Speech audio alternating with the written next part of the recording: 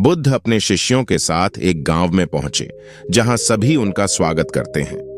एक गरीब किसान उनके पास आता है, जो हमेशा व्यस्त रहता है, लेकिन अपनी परेशानियों से घिरा हुआ है।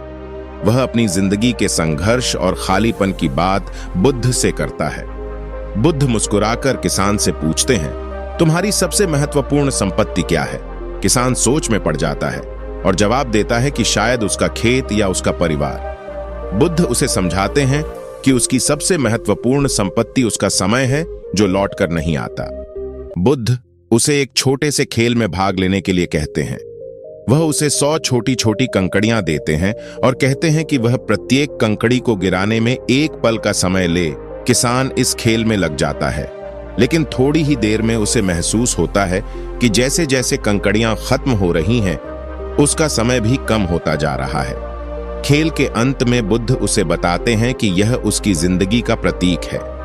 जैसे इस खेल में एक एक कंकड़ी गिरने का मतलब समय का बीतना है, वैसे ही हर एक पल बीत रहा है। बुद्ध कहते हैं, यदि तुम अपने समय का मूल्य नहीं समझोगे, तो जिंदगी भी इसी तरह बेकार बीत जाएगी। किसान की आंखों में आंसू आ जाते हैं और वह बुद्ध से कहता है कि उसने कभी अपने समय को इस तरह नहीं देखा। वह प्रण करता है कि वह अब हर पल को महत्वपूर्ण मानकर जिएगा, अपने काम को पूरे समर्पण के साथ करेगा और दूसरों के लिए भी कुछ करने का प्रयास करेगा। बुद्ध मुस्कुराते हुए उसे आशीर्वाद देते हैं और उसे याद दिलाते हैं कि समय का मूल्य वही जान सकता है जिसने उसका सही उपयोग किया हो। वे अपने शिष्यों को समझाते हैं कि इस दुनिया में सबसे महत्वपूर्ण चीज समय ही है, जिसे हमें व्यर्थ नहीं गंवाना चाहिए। कुछ महीनों बाद उसी गांव से गुजरना होता है।